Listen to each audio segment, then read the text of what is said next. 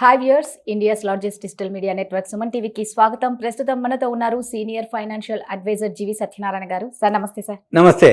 Sir, ఇప్పుడు కొత్తగా stock మార్కెట్లోకి రావాలి అనుకున్న వాళ్ళకి ఎలాంటి ట్రైనింగ్ అవసరం, అసలు వాళ్ళకి సబ్జెక్ట్ నాలెడ్జ్ ఎలా ఉండాలి, ఎక్కడికి మనకెళ్తే మంచి సబ్జెక్ట్ నాలెడ్జ్ వస్తుంది అనేది వీళ్ళకి ఎంత మాత్రం సూట్ అవుతుంది అంటారు? ఓకే, ఏదైనా సరే ఆ సబ్జెక్ట్లో నాలెడ్జ్ కావాలి అంటే ఎక్స్పీరియన్స్ మెయిన్ గెయిన్ చేయాలి. దాని గురించి సపోజ్ ఇప్పుడు లాయర్ ఉన్నారు, డిగ్రీ అయిపోయింది, లా చేసిండు, మళ్ళీ 3 years 5 years మళ్ళీ ఎక్కడో ఒక దగ్గర అప్రెంటిస్ చేస్తారు.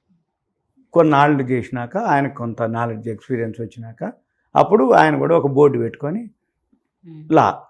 డాక్టర్ ఉండు, MBBS అయిపోయింది, హౌస్ సర్జన్ అయిపోయింది, MD అయిపోయింది, అయినా కానీ ఆయన ఏం చేయాలి, పెద్ద పెద్ద హాస్పిటల్స్లో కొన్ని ఏళ్ళు చేస్తాడు. తర్వాత అప్పుడు మళ్ళీ ఆయన క్లినిక్ పెట్టుకుంటాడు. అంటే ఏంటిది, ఏదైతే చిన్న పని అంటే చిన్నదే పెద్దదని కాకుండా చిన్నపాటి హోటల్ పెట్టాలనుకుంటాడు. హోటల్ పెట్టాలంటే ఏమేమి ఎక్స్పీరియన్స్. అలానే షేర్ మార్కెట్లోకి అన్నిట్లో ఎక్స్పీరియన్స్ తోటి దిగుతారు. ఒక్క షేర్ మార్కెట్లోనే ఏమీ తెలవకుండా ఎంటర్ అవుతారు. ఇక్కడ ఇది డ్రాబ్యాక్. ఎందుకోసం అంటే ఈ మిగతా వాటికి అంటే ఎగ్జాంపుల్ ఇప్పుడు టీ స్టాల్ ఉంది, టీ స్టాల్ పెట్టే వాళ్ళు కూడా ఏ టీ పౌడర్ ఎంత వేయాలి, షుగర్ ఎంత వేయాలి, క్వాలిటీ అంటే పాలు, ఎటువంటి పాలు, అవన్నీ కూడా తెలవకుండా. గప్చిప్ బండి పెట్టేవాడు కూడా కట్లెటు గప్చిప్లు వాటర్ ఎట్లా కలపాలి అవి చేయకుండా, బజ్జీలు బండి పెట్టేవాడు కూడా బజ్జీలు ఎట్లా చేయాలని కూడా తెలవకుండా బజ్జీలు బండి పెట్టాడు. అంటే ఒక్క షేర్ మార్కెట్లోనే ఏం జరుగుతుంది అంటే ఏమీ తెలవకుండా. అంటే ఏంది, సపోజ్ ఇప్పుడు అంటున్నాను కాదు, జనరల్గా ఎడ్యుకేషన్ ఉంటుంది, క్యాంపస్ సెలక్షన్ అవుతారు, మంచిగా ప్యాకేజ్ ఉంటుంది. వాళ్ళకి ఏమనిపిస్తుంది అంటే ఎమ్మటే ఆన్లైన్లో అన్నీ అవైలబుల్ ఉన్నాయి, షేర్ మార్కెట్ కూడా పెద్ద ఏముంది, రెండోది నాకు ఇంత ప్యాకేజ్ ఉంది అంటే నాకు నాలెడ్జ్ ఉన్నట్టే కదా. క్యాంపస్ సెలక్షన్లో 100 మందిలో 1000 మందిలో నేను సెలెక్ట్ చేసి నీకు 10, 8, 12 ఇచ్చిండ్రు కంపెనీ వాళ్ళు, మళ్ళీ వెంబటే ఇంకో కంపెనీ వాళ్ళు ఇంకా ఎక్కువ ఇచ్చి ప్యాకేజ్ ఇచ్చి పిలుస్తారంటే నాలెడ్జ్. అందుకని ఇదేముందిలే అనుకొని వీళ్ళు ఏం చేస్తారు, ఆన్లైన్లో అకౌంట్లు ఓపెన్ చేయటం, ట్రేడింగ్ చేయటం నేను ఏమన్నాను, ఎందుకంటే మీ దగ్గర పైసలు ఉన్నాయి, కొనుక్కున్నావు, పెరిగింది, అమ్ముకున్నావు, ఓకే ప్రాఫిట్, ఇక అదేం లేదు.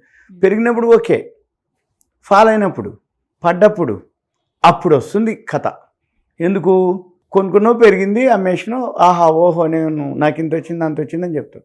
మరి పడ్డప్పుడు ఎందుకు పడింది, ఏ రీజన్ తోటి పడిందో తెలియదు, ఫాల్ అయింది, లాస్ వచ్చింది, అకౌంట్ వాష్అవుట్ అయిపోతుంటుంది.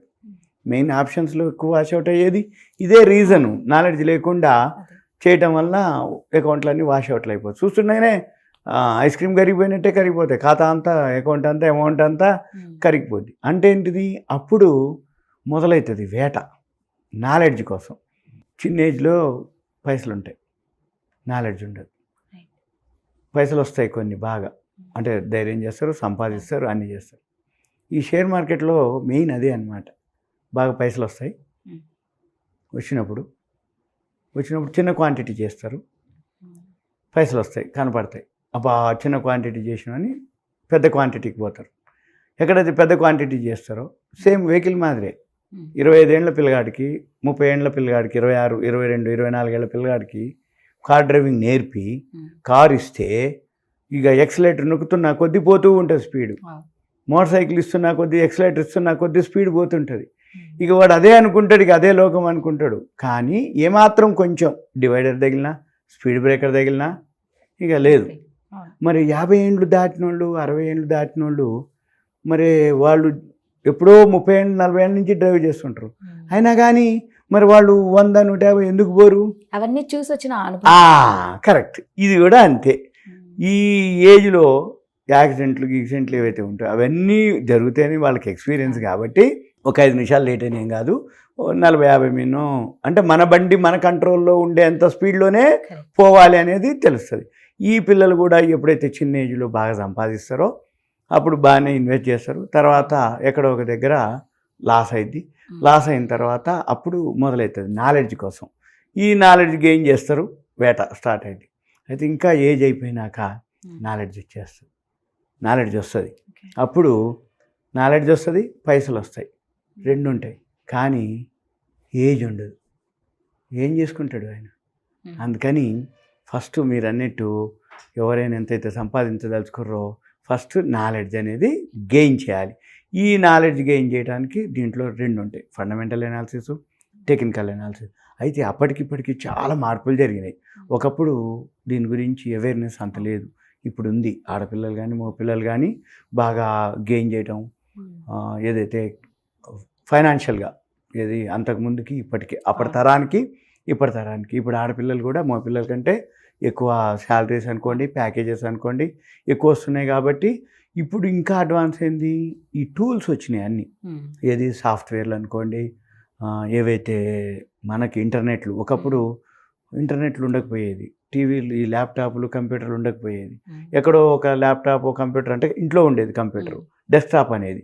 అయితే ఇవన్నీ ఎక్కడో చూసి చేసి అంటే టైం ఎక్కువ తీసుకునేది. ఇప్పుడు అట్లా లేదు, ఇలా అనగానే మనకి తెలిసిపోతుంది. అందుకని ఫండమెంటల్ అంటే కంపెనీ బ్యాలెన్స్ షీట్లు, ప్రాఫిట్ అండ్ లాస్లు, టెక్నికల్ అనాలిసిస్లు అంటే ఎంటర్ ఎగ్జిట్, గ్రాఫ్లు అంటాం, చార్ట్స్ అంటాం. వీటితో పాటు కరెంట్ అఫైర్స్, ఏం జరుగుతుంది అమెరికాలో, వడ్డీ రేట్లు, లేదు ఇన్ఫ్లేషన్, ఎలక్షన్స్, మన ఇండియాలో వడ్డీ రేట్లు, ఎలక్షన్స్, పాలసీలు ఏమున్నాయి, గవర్నమెంట్ ఏం చేస్తుంది, క్యాబినెట్ ఏమన్నా ఉందా లేదా, రోజు పొలిటికల్ ఏమన్నా గొడవలు అవుతున్నాయా లేవా, అంటే రాయితీలు కానీ ఇటువంటి ఏవైతే బడ్జెట్, ఎలక్షన్స్, ఇవన్నీ ఈవెంట్స్, కంపెనీకి ఏమైనా ఆర్డర్స్ ఉందా, ప్రాఫిట్ ఉందా, ఇవన్నీ ఎంటర్ ఎగ్జిట్ చెప్పేది. వీటితో పాటు కరెంట్ అఫైర్స్. ఈ కరెంట్ అఫైర్స్ అంటే ఏంది, ఎప్పటికప్పుడు వరల్డ్లో ఇప్పుడు రష్యా ఉక్రెయిన్ వార్ వచ్చింది, మనకి బోర్డర్లో చైనా వాళ్ళు చొచ్చుకొచ్చిరని, ఇట్లా లేదు ఇంకేదో గొడవలు ఉంటాయి, ఇవన్నీ మనకి తెలుస్తున్నాయా లేవా, అవన్నీ చూసుకోవాలి. అవన్నీ చూసుకొని అంటే ముందైతే ఎంతో కొంత నాలెడ్జ్ గెయిన్ చేయాలి. అది రెండు ఉంటుంది. ఇప్పుడు నాలెడ్జ్ గెయిన్ చేయటం చిన్న చిన్న అంటే 10th క్లాస్, ఇంటర్మీడియట్కి ఎంకరేజ్ చేయం మనం, ఎందుకంటే అది ఎక్కేది కాదు ఒకటి. రెండోది మీరు అన్నట్టు ఈ చిన్న చిన్న వాళ్ళని, ఆటో వాళ్ళు, చిన్నపాటి కిరాణం కొట్టోళ్ళు, ఈ తోపుడు బండి వాళ్ళని ఎంకరేజ్ చేయం. వాళ్ళని ఎందుకు అంటే ఏదైనా ఉంటే 100,000 మిగిలితే ఈటీఎఫ్లో లేకపోతే ఆ మ్యూచువల్ ఫండ్లో వేసుకో బాబు, ఎందుకంటే నష్టం లేకపోయినా, లాభం రాకపోయినా నష్టం ఉండదు, ఎంతో కొంత వస్తుంది, లేకపోతే నీ పైసలన్నీ నీకు ఉంటాయి, ఈ బ్యాంకు, పోస్ట్ ఆఫీస్ కంటే ఎక్కువ వస్తేలే అని అవి చెప్తారు తప్ప షేర్ మార్కెట్లోకి ఎక్కువ చెప్పరు. ఎందుకోసం అంటే ఈ షేర్ మార్కెట్ అనేది అప్ అండ్ డౌన్లు ఎక్కువ ఉంటాయి, ఒడిదుడుకులు ఎక్కువ ఉంటాయి. వస్తే బాగానే వస్తాయి లాభాలు, నేను గాంట్లే. నష్టం వచ్చినప్పుడు కూడా తట్టుకోగల శక్తి ఉన్న వాళ్ళే ఎంటర్ అవ్వాలి. తట్టుకోగల శక్తి లేదు అనుకున్న వాళ్ళు ఏం చేయాలి, ఆ ఈటీఎఫ్లో, మ్యూచువల్ ఫండ్స్లో పోవాలి. లేదు ఎవరన్నా వాళ్ళ ఫైనాన్షియల్ అడ్వైజర్, ఎవరన్నా వెల్ విషరు, సీనియర్ ఉన్న వాళ్ళు ఉంటే వాళ్ళ అడ్వైస్ తీసుకొని మంచి కంపెనీలు చూసుకొని మనం ఇన్వెస్ట్ చేయడం అనేది safe. Thank you so much. Okay, Suman TV ధన్యవాదాలు. Thank you.